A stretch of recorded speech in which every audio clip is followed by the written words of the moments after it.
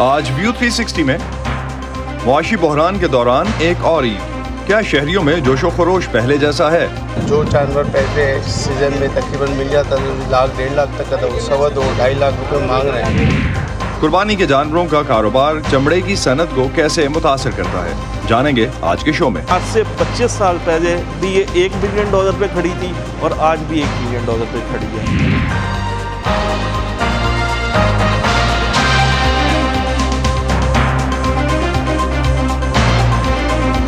Voice of America Washington studio سے آپ سب کو خوش آمدید۔ آپ دیکھ رہے ہیں پروگرام ویو 360 اور میں ہوں اسد اللہ خالد۔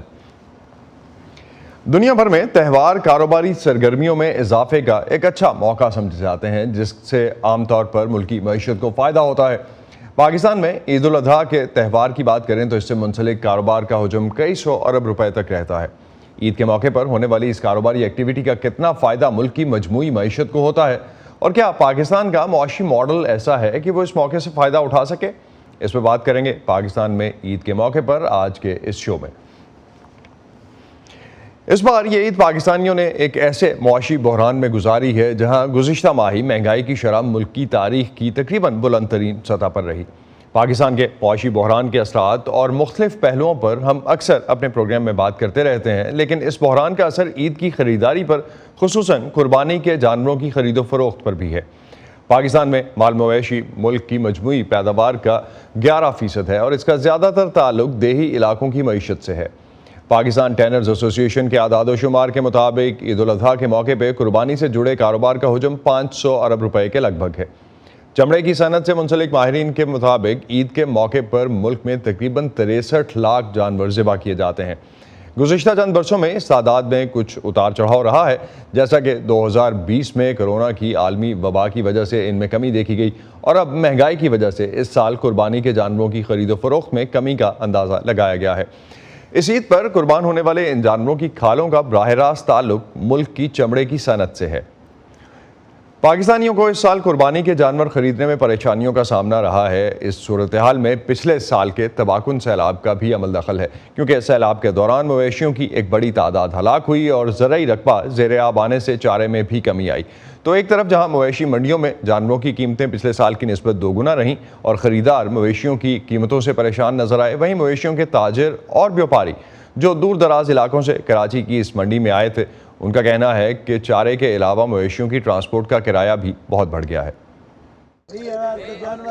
مارکیٹ کی قیمت اس وقت تو ٹھیک ٹھاک اوپر ہوئی ہے، اور جو جانور پہلے سیزن میں تقریباً مل جاتا تھا 1.5 لاکھ تک کا تھا، وہ 2.25 لاکھ روپے مانگ رہے ہیں، اور بہت بحث کرو تو 10,000 15,000 روپے کم، اتنے سے زیادہ کمی نہیں کر رہے۔ اب ریزن پوچھو تو کہتے ہیں بھائی چیزیں بہت مہنگی ہے۔ پچھلے سال تو ماشاءاللہ آدھے سے زیادہ ہاتھ کا فارغ ہے، یعنی کہ 7 لاکھ والے جانور اس دفعہ 14 لاکھ کے جانور ہیں ماشاءاللہ۔ آپ منڈی میں آئیں، منڈی میں ماشاءاللہ بیپاری بھی خود پریشان ہیں، وہ بولے ہم خود سے زیادہ مہنگے جانور لے کے آئے ہیں۔ پیٹرول مہنگا ہو گیا تو اس سال کرایہ بھی زیادہ ہو گیا، اور جو ہے نا جب منڈی میں آتے ہیں، پچھلے سال جو وہ فیس لیتے تھے جانور کی وہ بھی کم لیتے تھے، اس سال وہ بھی زیادہ ہے، اور گاڑیوں کا کرایہ بھی زیادہ ہے۔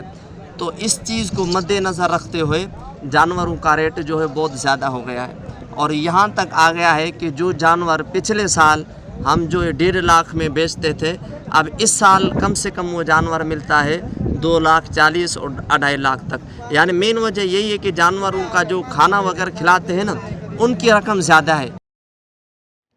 عید کے موقع پر قانونی اور غیر قانونی طریقوں سے قربانی کے لیے جانور دوسرے ممالک سے بھی پاکستان لائے جاتے ہیں۔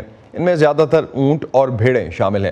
افغانستان سے کچھ مویشی خیبر پختونخوا اور بلوچستان پہنچتے ہیں۔ اس بار بلوچستان کے مختلف شہروں میں 300 سے زائد مویشی منڈیاں لگائی گئیں، جہاں لاکھوں کی تعداد میں جانوروں کی خرید و فروخت ہوئی۔ ان منڈیوں سے بیپاریوں اور سرکاری خزانے کو کتنا فائدہ پہنچتا ہے، جانتے ہیں کوئٹہ سے مرتضیٰ ظاہری کی اس رپورٹ میں۔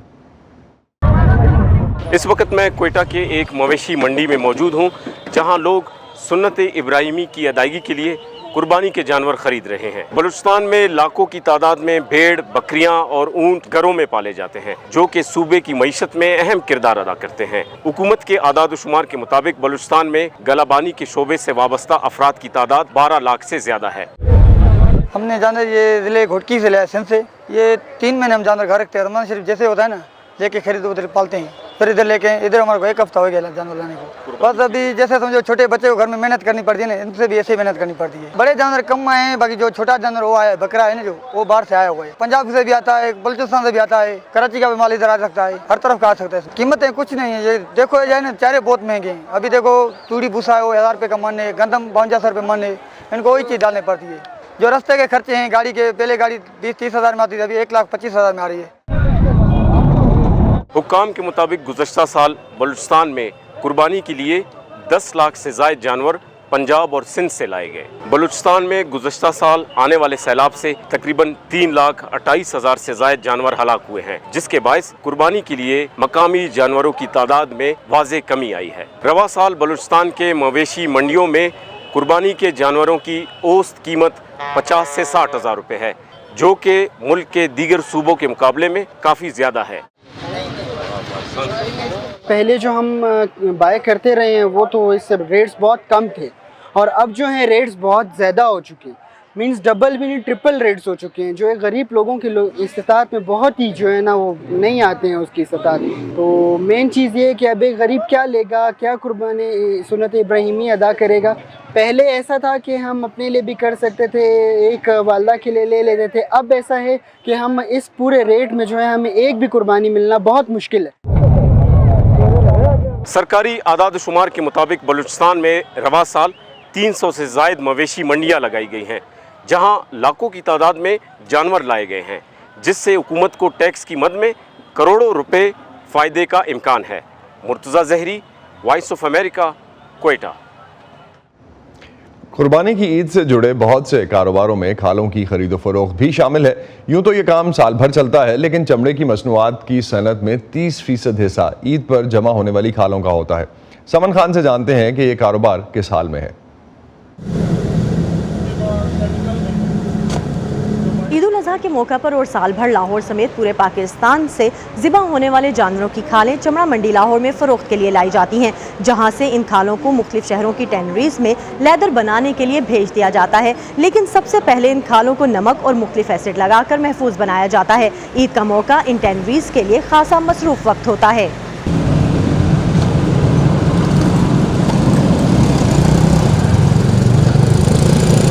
इंसानों को जिस तरह पसीना आता है, इसी तरह इस मौसम में जानवरों को भी बहुत पसीना आता है, और बहुत सारे प्रॉब्लम्स हैं टिक्स के और दूसरे स्कार्स के जो जानवर के साथ अटैच्ड हैं।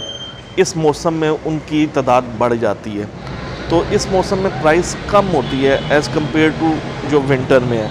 जब ये ईद दोबारा विंटर की तरफ जानी शुरू होगी तो ईदों पे प्राइस बढ़ना शुरू हो जाएगी। तो अगर खालों की बेहतर दाम में फ़रोख्त का सीज़न मौसम सरमा है, तो जून के महीने में इस ईद का सीज़न खालें इकट्ठी करके बेचने वालों के लिए मुनाफा की क्या नवीद लाया है। इस वक्त इंटरनेशनल मार्केट में गोट स्किन की डिमांड है।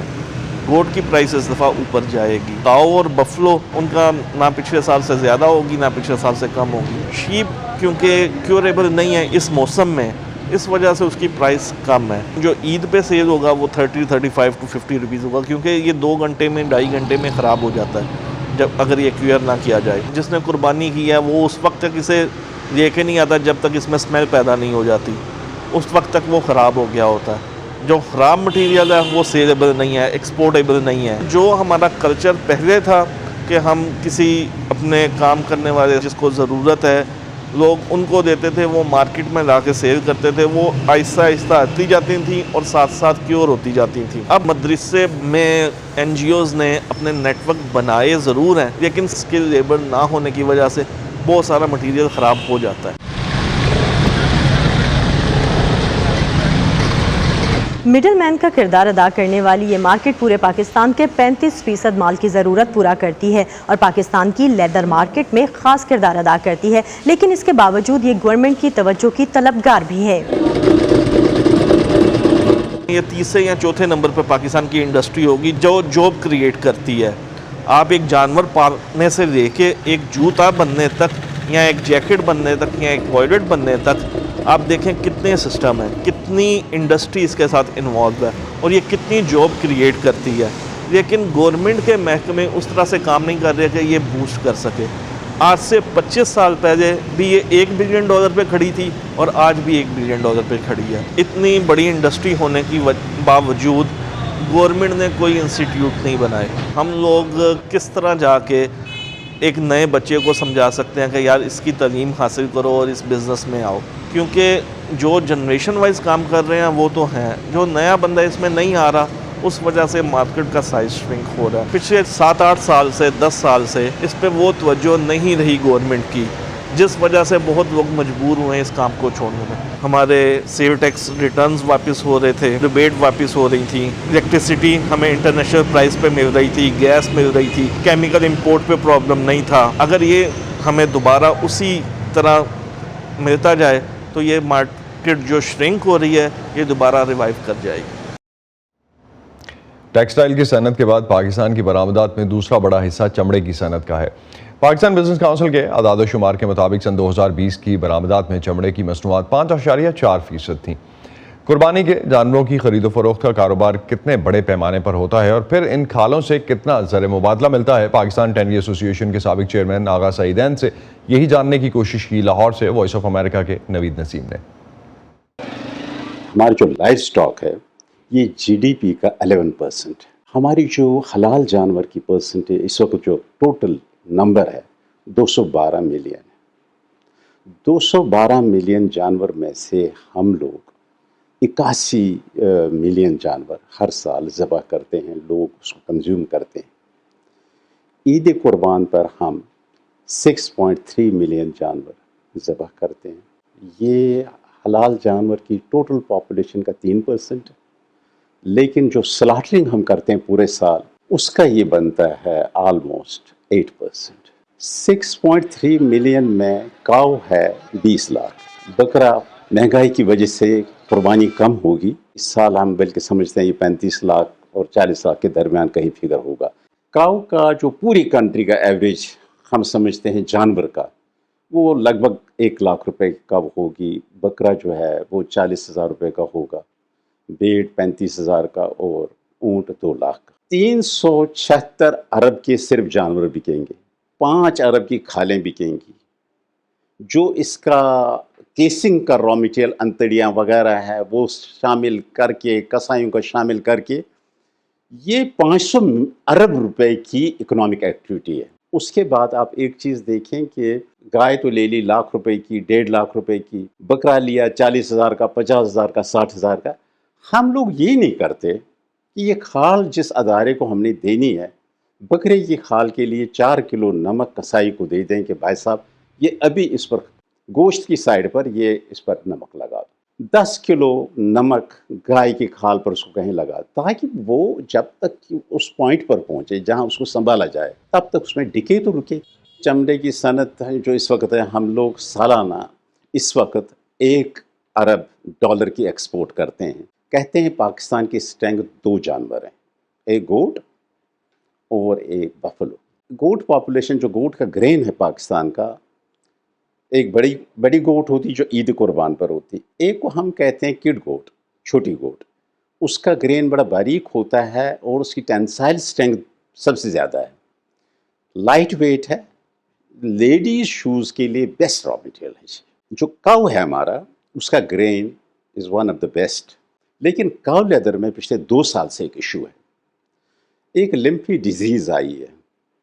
उस लिम्फी डिजीज़ से हमारा मटेरियल 18 से 25% तक ज़ाया होता है। तो गवर्नमेंट से गुजारिश है जी उसकी वैक्सीनेशन पर ज़्यादा तवज्जो दे। आगा सईदैन जो आदाद शुमार बता रहे थे, इससे तो पता चलता है कि कुर्बानी के जानवरों का कारोबार और चमड़े की सनत मुल्क की मईशत के लिए एक अहमियत रखती है। कुछ मसाइल का भी जिक्र किया उन्होंने, लेकिन क्या पाकिस्तान जैसे ज़रई मुल्क में जिसकी देही मईशत मुल्क की तरक्की में एक किरदार अदा कर सकती है, किस हद तक ये शोबा मुल्क की मईशत का हिस्सा है, इस पर बात करते हैं सस्टेनेबल डेवलपमेंट पॉलिसी इंस्टीट्यूट के एग्जीक्यूटिव डायरेक्टर आबिद क़य्यूम सुलैरी से। आबिद, बहुत शुक्रिया। ईद के दिन हमें वक्त देने का, होप आप अपनी ईद एंजॉय कर रहे हैं। ईदें वो त्यौहार हैं जिन पर शहरी बहुत रकम खर्च करते हैं, इन त्यौहारों से मुल्क की मईशत कितना फ़ायदा उठाती है? देखिए, ये माइक्रो लेवल से शुरू होता है, यानी असल चीज़ तो ये है कि मईशत का पहिया जो है वो चलता रहे। आप चारा बेचने वाले से लेके ट्रांसपोर्टर और बुचर्स जिन्होंने के स्लॉटर करना है, تو جانور خریدنا اور اس کے بعد کے اس سے پہلے یا اس کے بعد والے جو عوامل ہیں اگر آپ ان سب کو شامل کر لیں تو یہ جو 3 روز کا تہوار ہے بقرعید کا یہ ایک اچھی خاصی اکنامک ایکٹیویٹی اس میں پروڈیوس ہو جاتی ہے. یعنی اگر آپ جیسا کہ آپ اپنی رپورٹس میں بھی دیکھا اور ہمارے جو اس وقت اعداد و شمار ہیں فار ایگزامپل 2021 میں تقریباً یہ $2.5 بلین جو تھا اس کی جانور جو تھے یہ قربان ہوئے. اب اس سال روپے کا ریٹ کم ہو گیا لیکن آپ جیسا کہ اپنی رپورٹ میں سن رہے تھے کہ اسی تناسب سے جانوروں کے ریٹ بڑھ گئے. تو میں اگین یہی ایکسپیکٹ کر رہا ہوں کہ یہ تقریباً $2 بلین کی ایک اکنامک ایکٹیویٹی جو ہے وہ جنریٹ ہو جاتی ہے اس سارے پروسیس میں اور اس کے جو مختلف ویلیو چینز ہیں. پھر دوسری جو بات ہے ایک تو یہ جو ہے سنت ابراہیمی اور قربانی اور جانوروں کی خرید و فروخت اور اس کا ٹیکس جو لیدر گارمنٹس یا اسپورٹس گڈس کے لیے جو جانا ہے لیدر جو گوشت کی جو ڈسٹریبیوشن ہے وہ فوڈ سیکیورٹی کے لیے بہت امپورٹنٹ ہے, نیوٹریشن کے لیے, فوڈ سیکیورٹی کے لیے. اور اس وقت جس طرح کی مہنگائی ہے اس میں وہ تمام لوگ جو کہ کسی نہ کسی شکل میں قربانی دے رہے ہیں ان کی کوشش ہمیشہ ہوتی ہے عید پہ جو ایک اسپرٹ ہوتی ہے, جذبہ ہوتا ہے کہ وہ تمام افراد جو کہ قربانی کسی وجہ سے نہیں کر سکے ان کے ساتھ اپنی یہ خوشیاں بانٹیں. تو یہ جو خوشیاں بانٹنے کا جو جذبہ ہے, ایثار کا جو جذبہ ہے اور یہ ساری جو اسپرٹ ہے اس قربانی کے پیچھے وہ تو اصل میں جانور ذبح کرنا نہیں, وہ تو آپ کو سیکریفائس کرنا آنا ہے. تو وہ اگین بہت سے لوگ جو خطۂ غربت سے نیچے رہتے ہیں ان کے لیے ایک پروٹینیس ڈائٹ پرووائڈ کرنے کا ایک موقع جو ہے وہ بن جاتا ہے. تو جیسے چھوٹی عید پہ یا عید الفطر پہ یہ ہوتا ہے کہ اس میں زیادہ جو آپ کی ہاؤس ہولڈ کنزمپشن جو ہے اس پہ اسپینڈنگ ہو رہی ہوتی ہے, ٹیلرز پہ کافی رقم جاری ہوتی ہے. اس پہ جو ہے یہ آپ کی جانور اور اس کے علاوہ جو ایگزیلری باقی ایکسیسریز ہیں پیاز ہے, ادرک ہے, ٹماٹر ہے, ہری مرچ ہے, تو یہ وہ تمام اجزاء جو کہ اس پکوان کے لیے بہت ضروری ہیں ان کا ریٹ بھی بڑھتا ہے, سارا ڈیمانڈ بڑھ جاتی ہے. لیکن the point I am trying to make کہ یہ ایک صنعت کا معیشت کا پہیہ جو ہے یہ چل نکلتا ہے اس سے. اسی میں ایک چیز عابد جس طرح سے آپ ذکر کر رہے تھے اس میں ایک سپلیمنٹری کویسچن ڈیفینیٹلی میں میٹ انڈسٹری کے بارے میں پوچھوں گا کہ کتنی گروتھ ہے اس شعبے میں. لیکن قربانی کی عید سے منسلک جو کاروبار ہیں زیادہ تر جس طرح سے آپ نے بھی ابھی مینشن کیا دیہی علاقوں کی معیشت سے ان کا تعلق ہے. کیا آپ اس بات سے مطمئن ہیں کہ اس معیشت کو دیہی معیشت کو بہتر کرنے کے لیے کچھ پالیسیز جو ہیں وہ آلریڈی کام کر رہی ہیں, جب بن رہی ہیں اس ٹریک پہ ہے پاکستان؟ دیکھیے اس پہ جو 2-3 چیزیں ہونی چاہیے وہ اگر میں قربانی کے حوالے سے بات کروں تو ہمیں اس ویلیو چین میں ایکسپلائٹیشن جو ہے اس کو منیمائز کرنا ہے. آپ کو یہ بتا رہے تھے آپ کی رپورٹ میں کہ جب جانور لے جائے جاتے ہیں, ٹرانسپورٹ کیے جاتے ہیں, تو ایک تو ہوتی ہے جو ٹرانسپورٹیشن کاسٹ ہے, اس کے علاوہ ان کو مختلف جگہوں پہ کہیں پہ بھتہ دینا پڑتا ہے, کہیں پہ ان سے ویسے عیدی کی شکل میں جو ہے وہ پیسے مانگ لیے جاتے ہیں, کسی چیک پوسٹ پہ ہو سکتا ہے کہ کوئی چھوٹا جانور مانگے. تو یہ جو سارا ایکسپلائٹیشن ہے اس کو ایک تو ہمیں ختم کرنا ہوگا. دوسرا جو لمپ سکن ڈیزیز کے جو انہوں نے بات کی, اگر ہم واقعتاً چاہتے ہیں کہ پاکستان کی جو ٹینری ایکسپورٹ ہے وہ پروموٹ کرے لیدر ایکسپورٹ اور پاکستانی جو ہیں وہ ایک مضر صحت گوشت نہ کھائیں, تو ہمیں اس کی ویکسینیشن جو ہے اس کی طرف زیادہ توجہ دینی ہوگی. آل دو کہ ابھی تک لمپ سکن ڈیزیز جو ہے اس سے کوئی انسانی جو ٹرانسفر ہے اس کی تصدیق نہیں ہوئی, لیکن بہرحال یہ ایک ایسا عمل ہے, ایک ایسی بیماری ہے جو کہ جانور کو لاغر کر دیتی ہے, اس کی جو سیل ویلیو ہے وہ کم ہو جاتی ہے. تو تھوڑا سا اگر فوکس کر دیا جائے اس وقت تو میں یہ کہہ سکتا ہوں کہ رورل انڈسٹری اپنی مدد آپ کے تحت چل رہی ہے, رورل اکانومی اس پہ شاید گورنمنٹ کا بہت کم فوکس ہے. تو ہمارا کسان, ہمارا گلہ بان, ہمارے جو باقی لوگ جو دیہی صنعتوں سے منسلک ہے کسی نہ کسی طریقے سے, تو وہ کوئی نفع نقصان کی بنیاد پہ شاید نہیں کر رہے, وہ زیادہ اس لیے کر رہے ہوتے ہیں کہ ان کے خاندانی پیشہ وہ نسل در نسل یہ کرتے چلے آ رہے ہیں. اور وہ اپنی مدد آپ کے تحت کر رہے ہیں. لیکن آپ سمجھتے ہیں کہ اس میں اتنا کوشن ہے کہ اس کو ایکسپینڈ کیا جا سکتا ہے, یا کیونکہ ڈفرینٹ ایونیوز گورنمنٹ اس وقت ایکسپلور کرنے کی پوزیشن میں ہے, اور شاید پورا سسٹم ری ڈیزائن کرنے کی, پورا اکنامک سسٹم ری ڈیزائن کرنے کی, ری ماڈل کرنے کی, یا ٹرانسفارمیشن کی باتیں جو ہو رہی ہیں, تو اس میں یہ بھی ایک پارٹ ہونا چاہیے؟ بالکل اس کا ایک پارٹ ہونا چاہیے, اور اس میں ہمیں دیکھنا ہے کہ ہماری جو لوکل بریڈز ہیں کیا ہم آرٹیفیشیل انسیمینیشن کے ذریعے نئی جینیٹک امپروو بریڈز جو ہیں وہ انٹروڈیوس کر سکتے ہیں پاکستان میں. اگر اس طرح کی بریڈز آتی ہیں تو کیا ہمارے پاس ان کو دینے کے لیے وہ غلہ یا وہ چارہ, وہ ساری چیزیں موجود ہیں جو کہ ایک فربا یا ہیلدی آپ کو اینیمل ملے جس کی کہ سیل ویلیو جو ہے وہ زیادہ ہو. ایک اور جو نیا ٹرینڈ آیا ہے پچھلے چند سالوں سے اسپیشلی کووڈ کے دوران, وہ آن لائن قربانی کا جانور جو ہے وہ خریدنے کا آیا ہے, اور بہت سی ویب سائٹس اور بہت سی ایپس ہیں جو کہ آپ گھر بیٹھے آپ اپنا قربانی کا جانور جو ہے وہ سلیکٹ کر سکتے ہیں, اور اس کو ڈیجیٹلائز کرنا جو ہے یہ بہت ہو جائے گا, مزید اس صنعت کو ایکسپینڈ کرے گا. اسی طریقے سے جو مختلف نون چیریٹی فاؤنڈیشنز ہیں وہ آن لائن آپ سے قربانی کے پیسے آپ ان کو بھیج سکتے ہیں, پوری دنیا میں کہیں سے بھیج سکتے ہیں, اور وہ آپ کے بہاف پہ قربانی کا بندوبست کر رہے ہوں گے. تو یہ وہ نئی اس میں انوویشنز ہیں جس کی وجہ سے آپ کو یہ ایکسپینڈ کرتا چلا جا رہا ہے. جی ایک چیز اگر ہم فردر آگے بڑھائیں, بارٹر ٹریڈ ابھی ایگریمنٹ سائن کیا پاکستان نے نیبرنگ کنٹریز کے ساتھ, آپ سمجھتے ہیں کہ اس کا بھی کچھ بینیفٹ ہو سکتا ہے چمڑے کی صنعت کو؟ دیکھیے وہ ڈپینڈ کرتا ہے کہ اس بارٹر ٹریڈ میں جو اسٹینڈرڈائزیشن ہوگی اور اس کا جو ریٹ ہے وہ کیسے رکھا جاتا ہے. بٹ اگین پاکستانی جو انڈسٹری ہے, اسپیشلی ہماری جو لیدر گارمنٹس کی اور فٹ بال کی انڈسٹری ہے, اس میں تو چمڑا جو ہے وہ بہرحال چاہیے. اگر آپ کے گارمنٹس میں جو ایک میجر ہٹ لگی ہے پاکستان کو گارمنٹس ایکسپورٹ میں, وہ چائنا اور باقی دوسرے بہت سے ممالک سے سنتھیٹک جو لیدر کے گارمنٹس ہیں وہ آنا شروع ہو گئے, جس کی وجہ سے کہ جو اوریجنل گارمنٹس کی جو کہ اس سے پرائس سے بہت کم ہے اور کمپیٹ کرنا مشکل ہو جاتا ہے پرائس وائز یا کوالٹی اس کے جو ڈیزائن وائز اس سنتھیٹک ریگزین سے, سنتھیٹک لیدر سے. لیکن کھیلوں کے سامان کے لیے, فٹ بال کے لیے ابھی بھی leather is the first choice. تو یقیناً اگر بارٹر ٹریڈ ہوتی ہے اور ہمارے پاس افغانستان سے یا ایران سے کچھ جانور آنا شروع ہوتے ہیں تو یہ ہماری ٹینریز کے لیے بڑی ایک خوشخبری ہوگی. تو جس طرح ہماری جو ہم نے پاکستان کے جو نمبرز دیکھے جس میں لارج اسکیل مینوفیکچرنگ کے نمبرز جو تھے وہ تو بہت بری طرح سے متاثر ہوئے, اور اس کے علاوہ بھی پورا مینوفیکچرنگ کا شعبہ جو ہے اس میں ہم نے جو اب تک کے نمبرز دیکھے ہیں ان میں کمی تقریباً 28-29% تک کا ڈکلائن ہمیں دیکھنے کو ملا ہے. آپ سمجھتے ہیں کہ جو لیدر پروڈکٹس ہیں یا جو صنعتی شعبے میں جو اس وقت کمی آئی ہے, جو سٹریس آیا ہے امپورٹس کی کمی کی وجہ سے یا امپورٹس روکنے کی وجہ سے, اس کا اس شعبے پہ بھی اثر پڑا ہے اور کس حد تک پڑا ہے؟ دیکھیے میرا خیال ہے کہ جو اس کی لیدر کی جو میجورٹی ریکوائرمنٹ تھی وہ ان ہاؤس پوری ہو رہی ہے ہمارے پاس. اس شعبے پہ اس کے علاوہ جو اس کے مختلف کیمیکلز ہیں یا اگر آپ کو باقی را مٹیریل چاہیے, فار ایگزامپل جیکٹس جو بنتی ہیں لیدر جیکٹس, ہمارے پاس اس کے جو زپرز ہیں وہ چائنا سے آ رہے ہوتے ہیں, ان کے بٹنز کی ایک خاص اسپیسیفکیشنز ہیں, کچھ پاکستان میں ہوتے ہیں کچھ باہر سے امپورٹ ہو کے آتے ہیں, ان کے ڈیزائنز جو ہیں اسپیشلی جو تھریڈ ہے بعض کا وہ آپ کو امپورٹ کرنا پڑتا ہے.